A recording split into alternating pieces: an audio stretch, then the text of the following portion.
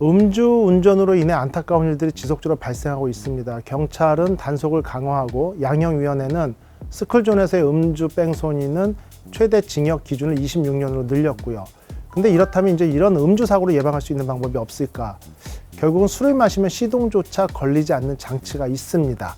이 장치는 해외에서 30년 전부터 이미 쓰이던 제품인데요. 1986년 미국 캘리포니아주에서 최초로 시동 잠금 장치 법안이 채택됐고요. 현재 미국 전역으로 해당 제도가 확대되고 있어서 음주운전 전과자들은 최소 30일, 최대 4년 혹은 그 이상의 기간 동안 의무적으로 장치를 달고 운전을 해야 합니다. 현재 미국에서 이 장치를 사용하는 사람만 해도 무려 35만 명이 되고요. 이 장치 사용 이후에 음주운전으로 인한 사망이 2006년부터 2019년까지 약 19% 감소하고 같은 시기에 음주운전 시도 역시 300만 건 이상 방지됐다고 합니다. 국내 모 주류회사가 시범 도입을 했습니다. 법적 처벌 기준 혈중 알코올 농도 0.03%를 넘기면 시동이 아예 걸리지 않도록이요. 결국 음주 시동 잠금 장치 시범 사용자의 말에 따르면요. 술 먹고 시동을 걸면 시동이 절대 안 걸려요. 그리고 키를 넣어도 먹통이 돼버린다고 합니다. 차에 시동이 걸리지 않을 경우 책임은 운전자에게 있습니다. 결국 출근 전날 음주하거나 과음하는 빈도수가 줄어들었죠. 왜냐? 동료들도 눈치를 보거든요.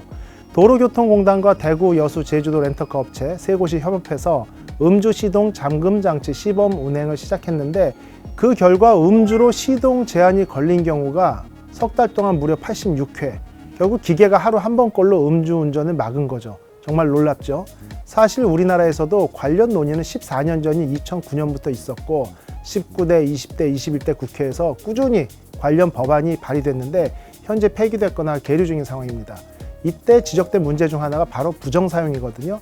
측정 기기를 불법적으로 개량한다거나 다른 사람이 음주 측정기를 대신 불어주는 대리 측정이 대표적인데 미국에서는 두 사례 모두 강력하게 처벌합니다. 이건 사기거든요. 그렇기 때문에 카메라를 달아 운전자의 얼굴을 인식하는 장치가 도입이 됐고 지속적인 음주 측정 유도를 통해 본인을 확인하는 방법 중간중간에도 확인한다는 얘기죠. 그래도 운행 중인데 또 무작위로 재검사를 이루어집니다. 그래서 신호등 대기가 길어질 때 재검사를 통해 가지고 뭐 시동이 다시 꺼진다거나 비상등이 들어온다거나 방법은 많이 있거든요. 마지막으로 운전자의 호흡을 코드화해서 타인의 호흡으로는 시동이 걸리지 않는 기술도 존재한다고 하는데 일단은 대형 사고를 막기 위한 기술은 도입을 하고 불안전한 부분을 점차 개선해 나가는 게 맞지 않나 이렇게 보고 있습니다. 실제 도입이 되면 좋죠. 그 다음에 그 도입된 게 정확히 사용이 된다면 음주운전을 방지할 수 있는 효과는 분명히 있습니다. 근데 여기서 결국 우리가 개선될 사항은 뭔가 편법적인 사항. 이거는 정말 살인미수일 수 있거든요. 그러다 보니까 음주운전 방지 장치를 개선을 한다거나 튜닝을 한다거나 불법적으로 대신 불어준다거나 이럴 경우에는 단순 벌과금이나 벌점 가지고 되는 게 아니고요.